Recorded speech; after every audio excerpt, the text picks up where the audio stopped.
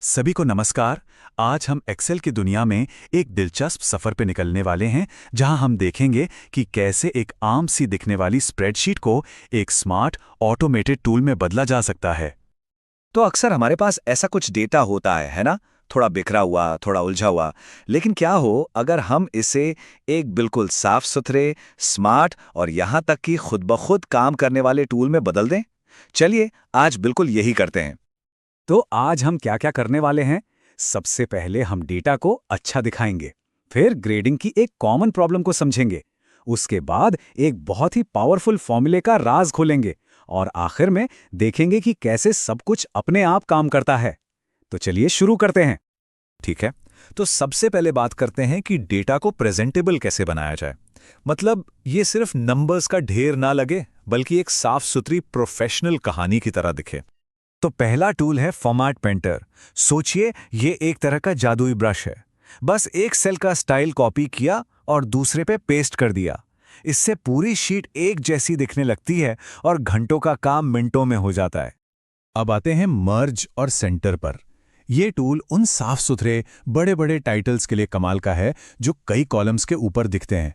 इससे आपकी स्प्रेडशीट एक रिपोर्ट या डॉक्यूमेंट जैसी लगने लगती है, बहुत ही ऑर्गेनाइज्ड। और हाँ, रैप टेक्स्ट ये बहुत काम का है। जब भी कोई लंबा चौड़ा टेक्स्ट हो तो ये उसे एक ही सेल में करीने से फिट कर देता है। कोई भी टेक्स्ट बाहर नहीं फैलता, सब कुछ अपनी जगह पर एकदम साफ। तो कुल मिलाकर ये चार चीजें, फॉन्ट, अलाइनमेंट, बॉर्डर्स और ओरिएंटेशन, इन पर अगर पकड़ बन जाए तो समझ लीजिए कि स्प्रेडशीट का पूरा लुक और फील हमारे कंट्रोल में है। इससे हम डेटा को सिर्फ दिखा नहीं रहे, बल्कि एक विजुअल कहानी बता रहे हैं।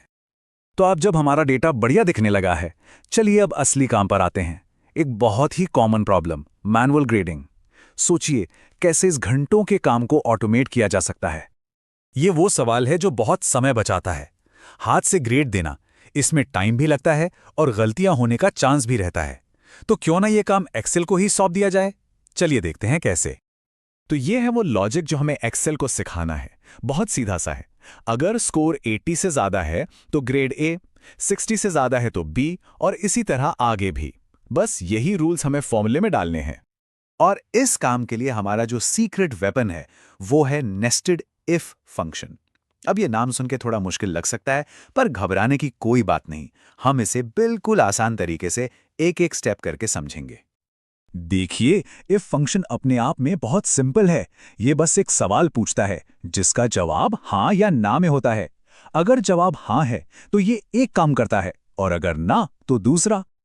अब देखिए, हम इन्हीं छोटे छोटे हाँ या ना वाले सवालों की एक चेन बना रहे हैं। ये एक डोमिनो इफेक्ट की तरह है। हम सबसे पहले पूछते हैं, क्या स्कोर 80 से ज्यादा है? अगर हाँ तो ग्रेड ए दे दो, बात खत्म। अगर नहीं तो अगला डोमिनो गिरता है और हम दूसरा सवाल पूछते हैं, क्या स्कोर 60 से ज्यादा है? और ये सिलसिला तब तक चलता रहता है जब तक इसे सही जवाब नहीं मिल जाता। और ये लीजिए, ये है हमारा फाइनल फॉर्मूला। कोड की बस ये एक लाइन हमारी पूरी ग्रेडिंग मशीन है। ये हर स्कोर को हमारे बनाए गए नियमों के हिसाब से परखेगा और सही ग्रेड असाइन कर देगा। तो ठीक है, थ्योरी तो बहुत हो गई। अब वक्त है असली जादू देखने का। चलिए इस फॉर्मूले को एक्शन में देखते हैं। और ये देखिए, एक झटके में जैसे ही हमने फॉर्मूला लगाया, हर स्टूडेंट का ग्रेड अपने आप कैलकुलेट हो गया, बिल्कुल सही और बिना किसी मैनुअल मेहनत के। लेकिन असली कमाल तो अब है। ये फॉर्मूला स्टैटिक नहीं है, ये जिंदा है। देखिए, जैसे ही हम किसी स्टूडेंट का स्कोर बदलते हैं, ग्रेड अपने आप रियल टाइम में अपडेट हो जाता है। ये होती है असली ऑटोमेशन की पावर। तो ये सिर्फ ग्रेडिंग तक ही सीमित नहीं है, असल में ये ऑटोमेशन की एक सोच है। अब जरा सोचिए, अपने रोज के काम में ऐसी और कौन कौन सी चीजें हैं जिन्हें बार बार करना पड़ता है। उन्हें भी तो ऐसे ही स्मार्ट फॉर्मूलों से ऑटोमेट किया जा सकता है ना। संभावनाएं सच में बहुत ज्यादा हैं।